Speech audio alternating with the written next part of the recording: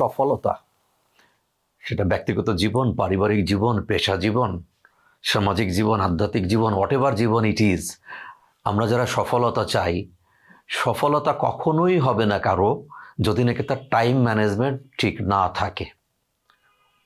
অর্থাৎ time management ছাড়া কোনোদিনও সফল হওয়া সম্ভব হবে না। আমি বর্তমান প্রজন্মে যারা আছেন ছেলে মেয়ে, তাদের অধিকাংশের ক্ষেত্রে দেখেছি বলেই কথাটা বলতে চাচ্ছি যে তারা কেউই টাইম ম্যানেজমেন্টের ব্যাপারে সচেতন না। তো আমি ধারাবাহিকভাবে কয়েকটা ভিডিওতে টাইম ম্যানেজমেন্ট নিয়ে কথা বলবো। আজকে ইম্পর্টেন্ট কিছু পয়েন্ট তুলে ধরতে চাচ্ছি। তো টাইম ম্যানেজমেন্ট করতে গেলে সবার আগে আপনি যেটা করবেন, এখনই একটা কাগজ এবং কলম হাতে নেন, ডায়েরি, খাতা বা কাগজ নিয়ে বসেন আমার সাথেই। পরে আর হবে না, আমরা জানি, এত বেশি আমরা অকুপাইড হয়ে যাই। নিয়ে আমার total available time for the day, আজকের দিনের জন্য কতটা সময়, এটা লিখব। তবে এইটা লিখতে হবে আগের দিন রাত্রে, প্রিফারেবলি আগের দিন রাত্রে হলে ভালো হয়। আজকের দিনে এই মুহূর্তে দিন শুরু হয়ে গেছে, সো যে দিনের প্ল্যান করব, plan must be before night, আগের দিন রাতে করতে হবে। বসে চিন্তা করতে হবে যে আগামীকাল আমার টোটাল অ্যাভেলেবল সময় কতটা, বাসায় কাজ হোক, অফিসে কাজ হোক, ট্রাভেলিংয়ের কাজ হোক, সেটা মাথায় রেখেই আমাকে দেখতে হবে যে কতটা টোটাল অ্যাভেলেবল টাইম আমি পাবো। ওকে, সেক্ষেত্রে আমার যে ঘুম ভাঙার পর থেকে শুরু করে অফিসের কাজ শুরু করার আগ পর্যন্ত, এটা তো আর কাউন্ট করা যাবে না, তো সেখান থেকে শুরু করে অফিস শুরু হওয়া পর্যন্ত মাঝখানের সময়টায় লাঞ্চ থাকতে পারে, স্ন্যাক্স থাকতে পারে, নামাজ আছে, অনেক কিছুই আছে, এগুলো বাদ দিলে টোটাল সময়টা বের হয়ে আসবে। If the job demands travelling inter district বা একটা কান্ট্রির থেকে আরেকটা কান্ট্রিতে, অন্য কান্ট্রির হতে কাজ হবে না, কিন্তু ইন্টার ডিস্ট্রিক্ট হলে ঢাকার থেকে বাইরে যে কোনো ডিস্ট্রিক্টে যেতে গেলেই সেখানেও চিন্তা করতে হবে যে আমার ট্রাভেলিং টাইম কত এবং পৌঁছার পরে আমার হাতের সময় থাকবে কিনা, আমি কতটুকু কাজ করতে পারবো। তো সে আমরা ঢাকাতে বসেই কাজ করছি, অফিসে যেয়ে, তাহলে টোটাল টাইমটা বের করে ফেললাম যে আগামীকাল আমার এই কয়েক ঘন্টার সময় হাতে আছে। এইবার আমরা যে কাজ করব, একটা ইম্পর্টেন্ট জিনিস আজকে শিখি। আমরা সারাদিনে যত কাজ করি, এই কাজগুলোকে 4টা ভাগে ভাগ করা হয়। এক নম্বর রুটিন কাজ, দৈনন্দিন নিয়মিতভাবে যে কাজগুলো করি, দ্যাট ইজ রুটিন কাজ। ইম্পর্টেন্ট কাজ, আর্জেন্ট কাজ অ্যান্ড ইমার্জেন্সি কাজ।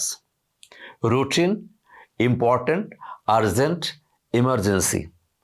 ইমার্জেন্সি তো আমরা বুঝি যে এই মুহূর্তে যদি আমার জন্যই কোনো নিউজ আসে ইমার্জেন্সি, আমি সব কিছু ক্লোজ করে দিয়ে চলে যাব।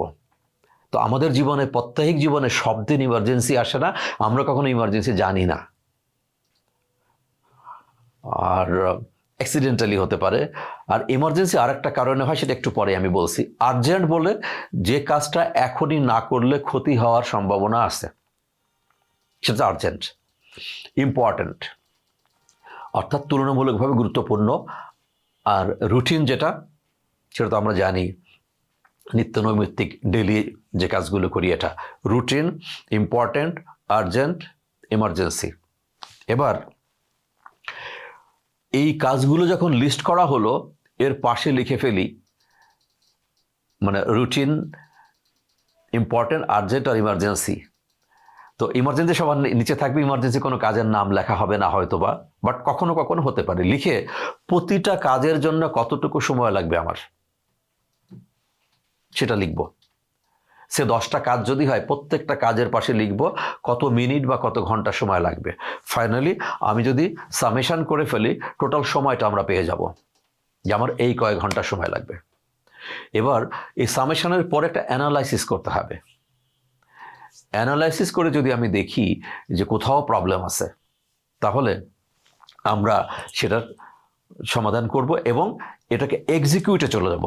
তার পরের স্টেপটা হচ্ছে, পরদিন আমি এই কাজটা ঠিক আমার যে ওয়ার্ক প্ল্যান বা টু ডু লিস্ট, সেই টাইম লগের যে লিস্টটা, এটা নিয়ে কাজে হাত দিব এবং খেয়াল করব যে যে সময়ের যে কাজটা যতটুকু সময় করার কথা ছিল, আমি সেটা করতে পারছি কি না। পারলেও এক ধরনের হিসাব, না পারলেও অন্য হিসাব। তো একটা স্ট্যান্ডার্ড টাইম সেট করে নিতে হবে যে আমার এই কাজে এতটুকু সময় লাগে। এবং কোনো কাজ যখন আমি রিপিটেডলি করে যাচ্ছি, প্রতিদিন করে যাচ্ছি, এবং করতে করতে সেই কাজের একটা এফিসিয়েন্সি ডেভেলপ করে, কাজটা করতে পারি, এটা আমি ইফেক্টিভ।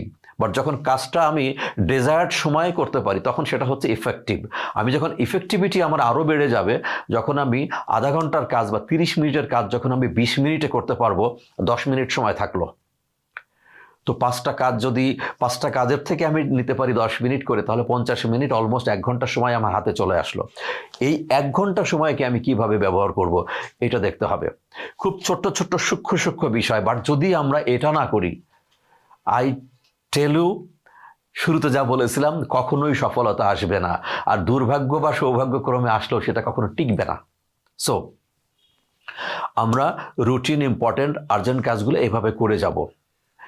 খুব ইন্টারেস্টিং জিনিস হচ্ছে, এক্সিকিউট করতে যাওয়ার পরে দেখছি আমি রুটিনটা করলাম, ইম্পর্টেন্ট করলাম, আর্জেন্ট।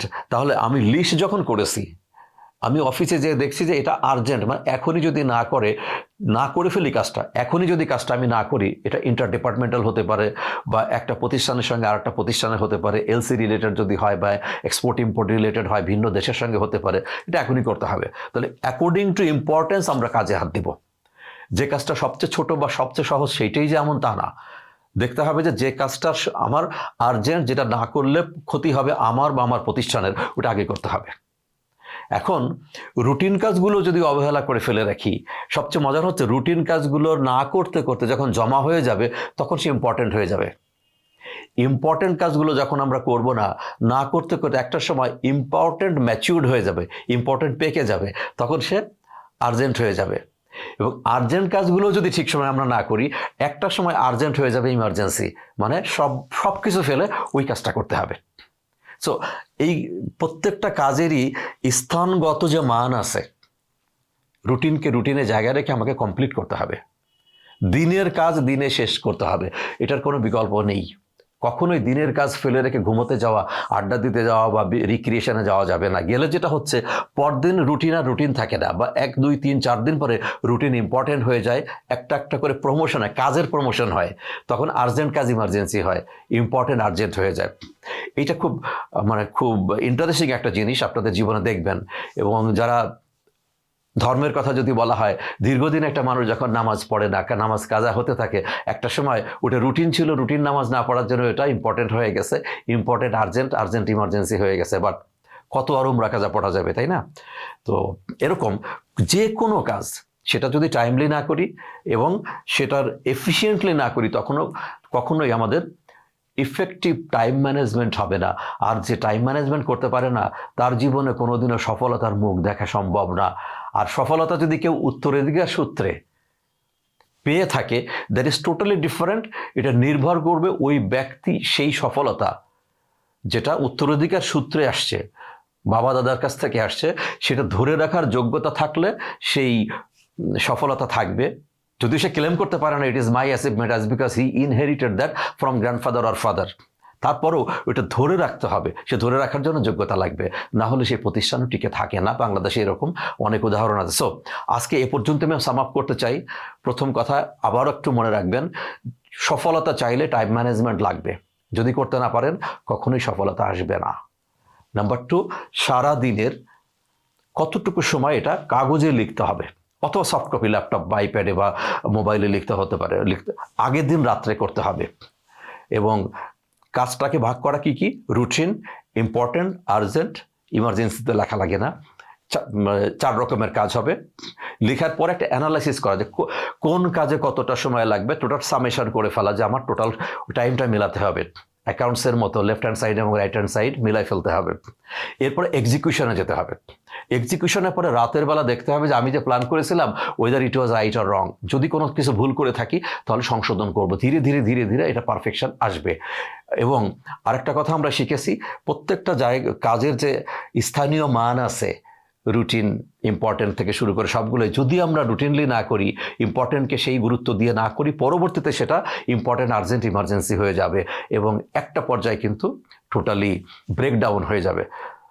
আমার নেক্সট যে ভিডিওটা করব আমি, সেটাতে ইনশাল্লাহ যারা টাইম ওয়েস্টার বা টাইম ম্যানেজমেন্ট ইফেক্টিভলি কীভাবে করা যায় এটা নিয়ে আরও বেশ কিছু বিষয় নিয়ে কথা বলবো। Thank you very much.